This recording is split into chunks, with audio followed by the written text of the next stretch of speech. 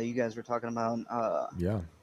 the like the Men in Black stuff or whatever. Yep. Yep. Um, like so you can like if you like even just like compounding things in your mind, they want us to be like uh, engulfed in all of this news so that we like memory hole all of these things so that we like forget about it. Kind of like using like a Men in Black type deal on us. I think does that kind of resonate Yeah. with you guys?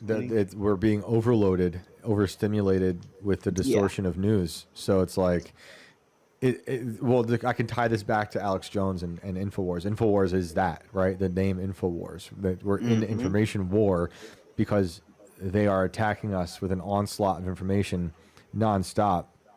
And there's really no escaping it because it just comes down to what your media diet is and what you're caring about, what you're reading, who you trust, and it's impossible. You know, everyone has an angle, everyone has their bias, and everyone is vying for your attention, clickbait, sensationalism. But I think they do count That's on you being beaten over the head with the news and then forgetting about it. And then it's like, well, wait, we did tell you this.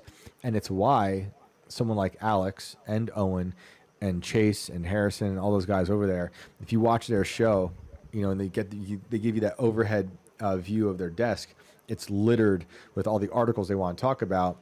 And so when people say, you know, Alex is a prophet, how do you know this is going to happen? What he has said publicly before is like, I just read all this stuff. So he's got all these things out before him.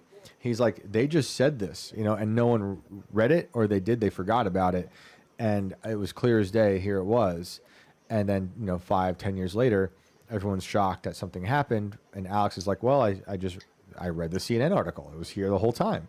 And, you know, most people don't have time to go through all that news and be like, you know, as schizophrenic sounding as some of us sound who deal in the insanity of the media sphere every day. But Right, dude. Because what's real? what's real? You Yep. know? Yep. It's becoming harder and harder to tell. You know, I do believe there is a real objective world out there, but they've buried it so far beneath so much of this bad news and lies that, you know, it's nearly impossible to tell. And now with AI, it's going to get way harder because they're just going to keep pumping out new realities in the favor of their narrative. Yeah. So like Sam Tripoli has a good like like motto or phrase for that, and it's like they want you to like not trust the wisdom of your eyes, your ears, and your experience, the wisdom of your experiences. Yeah. And that's like uh, desynchronizing basically your senses from you. So like you're like willing to be willing to accept the nonsense. So like I think they test us with things like the Epstein files and things like that because like they want to see how aware we are as a public. And like I think something happened in like from like 2019 to 2021 where like a lot of people just really like were fed up with it and don't like are not accepting the narratives that they're trying to force us to be programmed to um, be indoctrinated by like Yep. with the older generations with like Israel. And I understand like how people could be like upset with uh like because we like helped establish that country or whatever, but like um it's crazy to me that like uh as a consensus you can come to a conclusion that like they're they're like committing a genocide over there like by definition. But like even further than that, I even go as far as to say that they're committing a holocaust against the Palestinian people because of what it entails by definition, dude. Yeah, I Like mean, hurt people, right? right, It's well, like the human nature to you always become the thing you hate. And here we are watching atrocities happen. I mean, look right, at it's like us. a We do it too. ritualistic thing Yeah. on a mass scale. And then that's a perfect example of, you know, what reality you're choosing to buy into.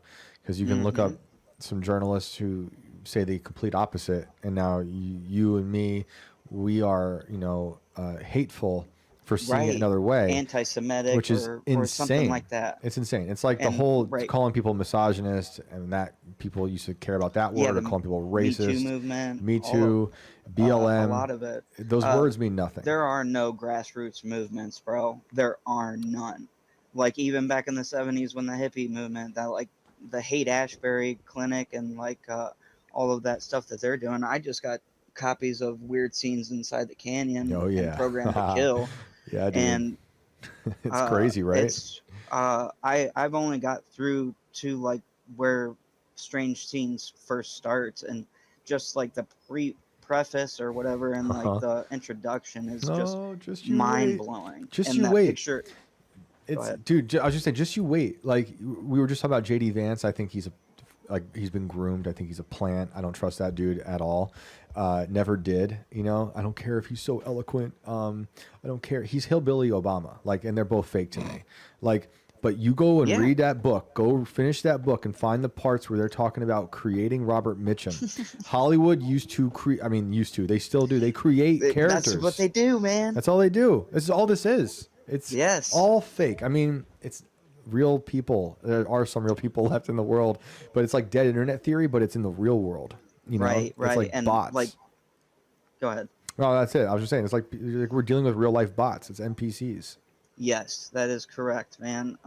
Like, and it, like, really, like, that's what made me go crazy. It wasn't that I was like, because I'm the dude that, like, was talking about doing the meth and shit. It wasn't the meth that made me go crazy. Like, it was literally like seeing all of this on an outside point of view, and then like doing that shit made me go crazy. But yeah.